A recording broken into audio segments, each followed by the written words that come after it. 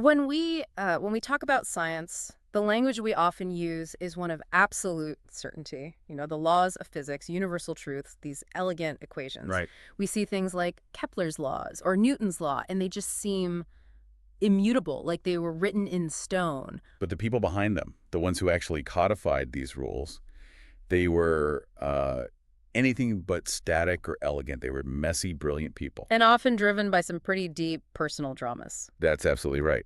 So today we want to go beyond the equations and look at the sheer human curiosity, the fierce professional flights, and sometimes the really tragic personal lives that are behind all of this. And we're focusing on eponymous laws, right? The ones named after people. Exactly. Those foundational discoveries immortalized by their discoverers. And I think it's worth noting for you, the listener, that the line between what gets called a law and what becomes a famous equation, like, say, Maxwell's equations or E=mc², Yeah. that line is often just, a quirk of history. Or maybe it's mathematical complexity, not necessarily a measure of how important it is. For sure. Our mission today is really to unpack the biographies, the motivations. We want to understand the intellectual resistance, the surprising theological drivers, and just the sheer eccentricity that fueled this whole pursuit. So you may know the laws, but by the end of this deep dive, you are definitely going to know the lawgivers. Let's get into it. Okay, so let's unpack this. I mean, where do we start? The sources seem to paint this picture of these figures who just defied specialization. They did. These lawgivers were extreme polymaths, like human dynamos working across so many different fields. But why? Why do we see this cluster of radical versatility, personal tragedy, and sometimes just outright defiance? Well, that's the key question, isn't it? The versatility is just astonishing. I mean, take the French physicist Jean-Baptiste Biot. Right, from the Biot-Savart law. Exactly.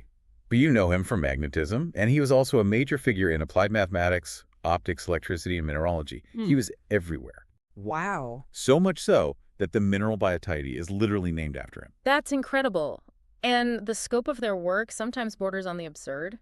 I'm thinking of Johann Lambert back in the 1700s. Oh, Lambert's a great example. He specialized in geometry, probability, optics, astronomy, and was apparently the greatest logician of his century. And you know the story, right? When Frederick the Great asked him which science he was most proficient in. He just replied, all. All. Just like that. The confidence is something else. So back to that question about defiance.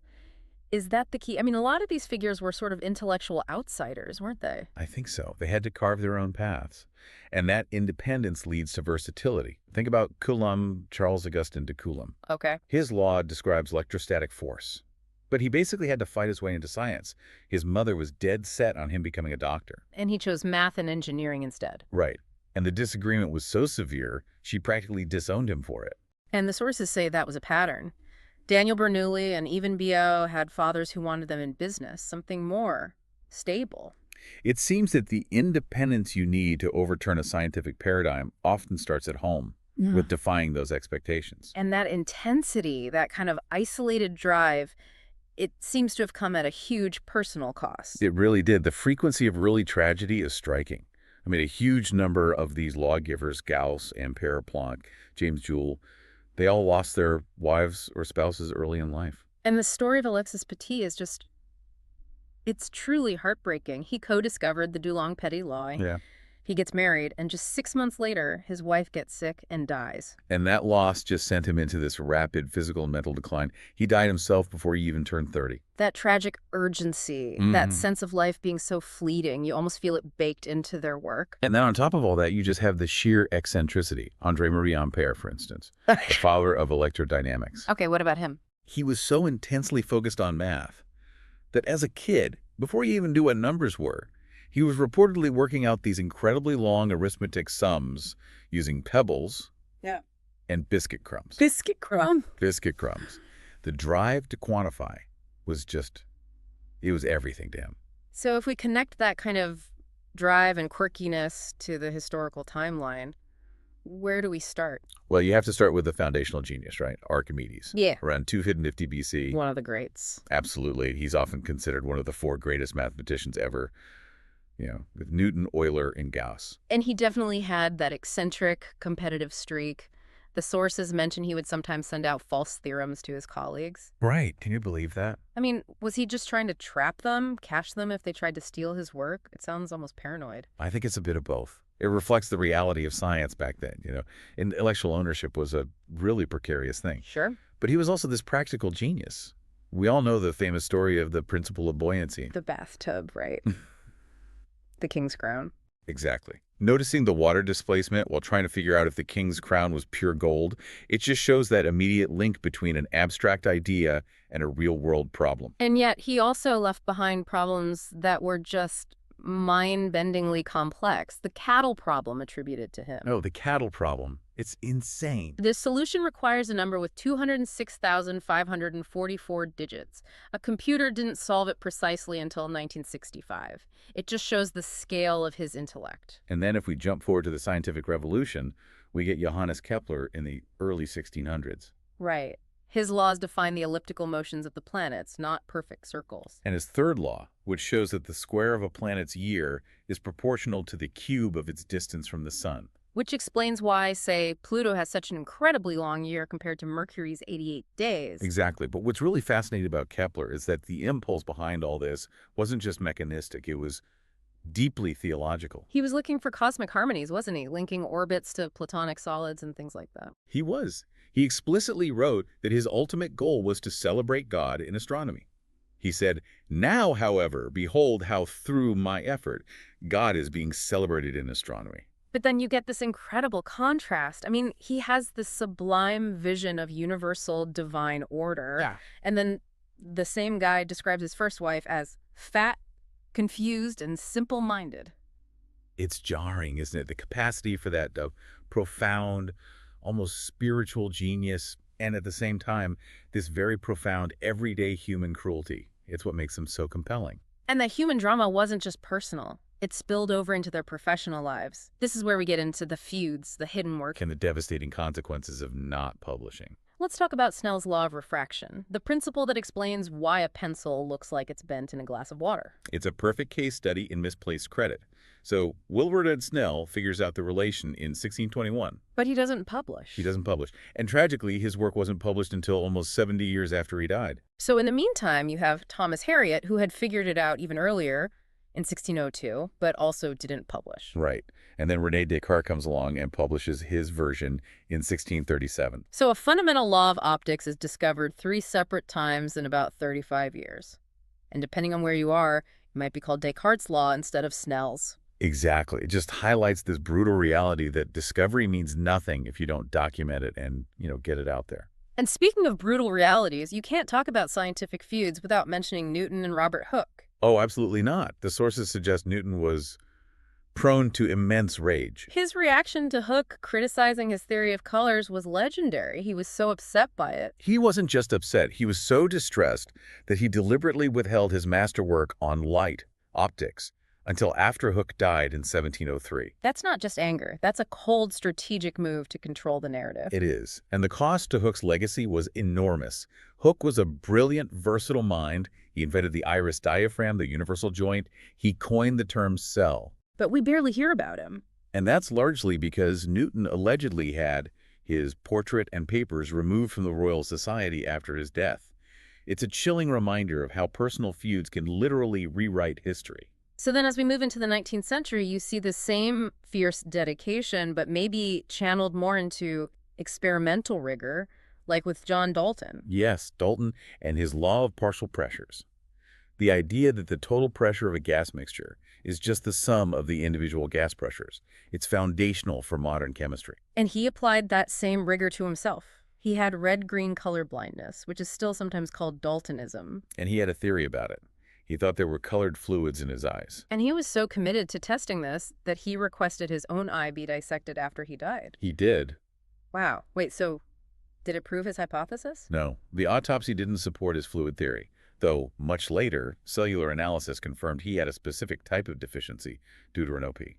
But still, the commitment, even post-mortem. And even with all that rigor, he faced huge resistance. Oh yeah, when he first introduced his atomic theory, people openly mock him.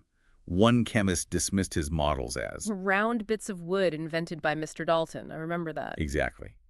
But it was his dedication that made the work last, long after the mockery faded. And the methods these lawgivers used, they profoundly changed our view of reality, didn't they? They absolutely did. You can see this brilliantly if you compare two of the big inverse square laws.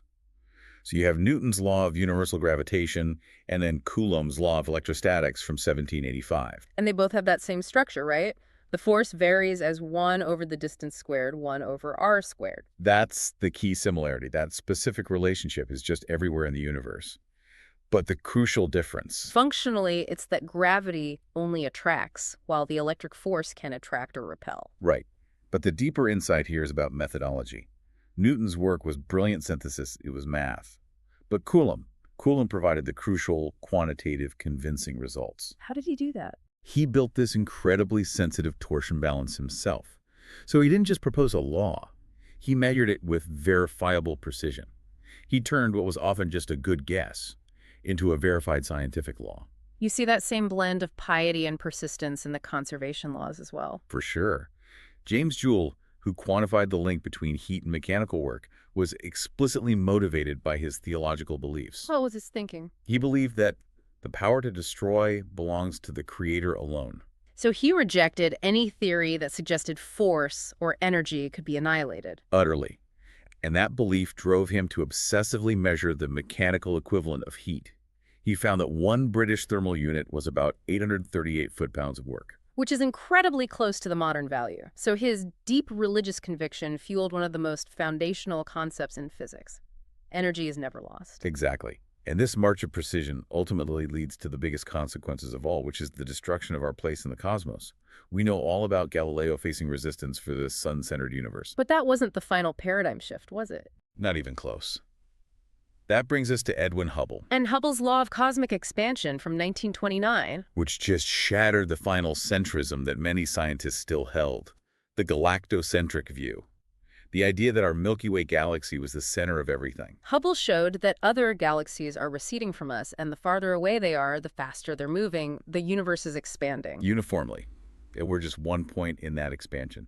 No special center. And the man who helped us realize our universal insignificance, he had a pretty colorful story himself, didn't he? He really did. He had a law degree from Oxford, and for years claimed he'd practiced law in Kentucky. When in reality, He was coaching high school basketball and teaching in Indiana before he finally went back to get his doctorate in astronomy. a great reminder that the search for universal truths is conducted by brilliant, flawed, and, yeah, occasionally deceptive people. It really is. So when you put it all together, what does this all mean for you, for the listener? We've seen these universal laws born from elegant math or just painful, obsessive observation. And they're all inextricably linked to these messy, brilliant, and often tragic human stories. And yet, amidst all that human mess, there's a profound elegance, right? I'm thinking of Murray Gell-Mann. Oh, yeah. Predicting the existence of the omega-minus particle. Just by seeing an empty spot in a symmetric geometric pattern he had drawn. The fact that the universe actually adheres to these patterns, it implies this deep underlying order that all these lawgivers were so desperate to glimpse. And this whole deep dive has been a reminder of how science moves forward, by dismantling assumptions. We spent centuries debunking one centrism after another, Earth-centered, sun-centered, galaxy-centered. Which makes you wonder. What's the next centrism to fall?